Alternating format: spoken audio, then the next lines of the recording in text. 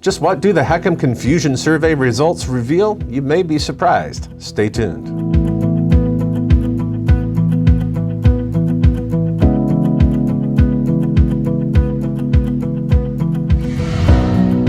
Welcome back, and thank you for joining us for this special episode. This week, we're going to be reviewing the results of the HECM Confusion Survey, which many of you took, and dive in a little bit deeper to see what it may reveal and perhaps how we can improve our process, not only as an individual, but as an industry as well.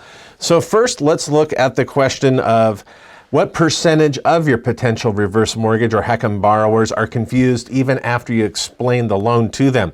And the responses were that only 28% were still confused after you had explained the whole home equity conversion mortgage, and 72% were not confused. The next question on the survey is to rank the reverse mortgage or HECM features that are the most confusing to the borrowers. So you were asked to put those in the order from most confusing to least confusing. And the survey says the most confusing on a scale of 1 to 10, and the average was the total annual loan cost, or the TALC. Next were first-year distribution limits. That was an average score of 7.71 out of 10. Following that is the lifetime expectancy set-aside, or the LESA. Then the loan margin and index, the financial assessment guidelines, collateral risk assessment, or the second appraisal, line of credit, or the increase in the principal limit, fixed versus adjustable, ongoing FHA insurance, amortization, loan payout options, and non-recourse clause. What I feel this reveals is that the distribution limits are also an area of concern for us, and the lifetime expectancy set aside. Not only is that a hard sell, but it's not quite simple to explain. What factor most influences a homeowner's confusion or a lack of confusion? And there were 4 different areas we listed. One was level of education, the other was home value, the next was their household income or their work experience. The top result was a level of education.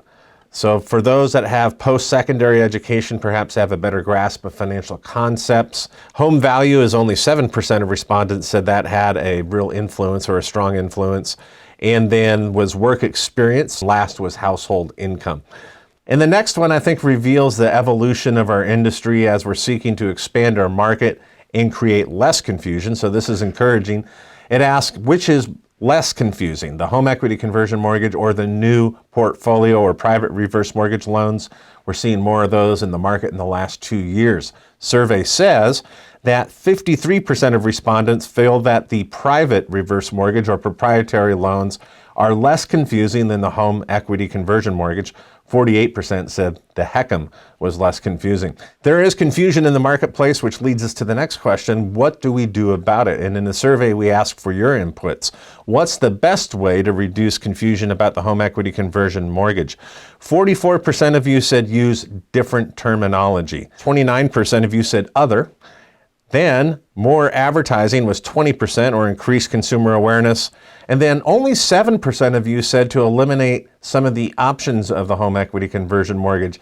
And that is completely contrary to the suggestions that we've seen from some think tanks who say the HECM's not only too confusing, but we need to strip it down and make it simple. Offer less choices and options so the borrower doesn't suffer the paralysis of analysis, as we call it. But again, here amongst the sales force in the reverse mortgage industry, only 7% of you feel that there needs to be an elimination of some of the options in the HECM loan to make it less confusing.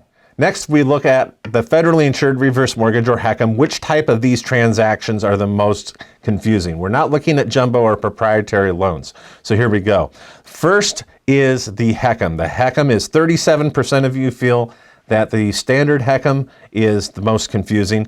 37% of you feel like the HECM for purchased is confusing, and I know that is a specialized sales process with some real tricky timelines and milestones you have to be very careful of. And then last, at 26%, was the HECM to HECM refinance. That makes sense because the individual has already been exposed to the reverse mortgage and they understand how it works. They're just simply getting a new one. And our last question is, in the last 10 years, in the last decade, how much more confusing has the federally insured reverse mortgage become? Well, 57% of our respondents, that's you, said that it has become more confusing. So that was the average. About 60% or 6 out of 10 individuals said that the reverse mortgage has in fact become more complex. In conclusion, I'd like to say that we have a long ways to go in reducing confusion in the reverse mortgage, or the HECM. One of the things that I would like to see within the next year or two would be a simple one-page disclosure. You could get, if properly designed, all the most important facts about the reverse mortgage loan on one piece of paper, and I think that would be an incredible asset, not only to the borrower, but to our industry as well, helping improve our reputation as being able to communicate very clearly with older homeowners. So let me know your thoughts on what a one-pager could be, or perhaps maybe you can mock one up yourself for the Federal Housing Administration to use in the future. Thanks again for watching and staying with us as we share the results of the survey that many of you took on HECM confusion. Be sure to return next week. In the meantime, don't forget you can share this video using the social media links on this page, and we do have our YouTube channel. If you subscribe, you will never miss an upcoming episode. In fact, you get a notification on your YouTube channel. I watch several YouTube channels, including this one on my Amazon Fire TV and other devices, and you can do the same. Thanks, have a great week, and happy selling. We'll see you soon.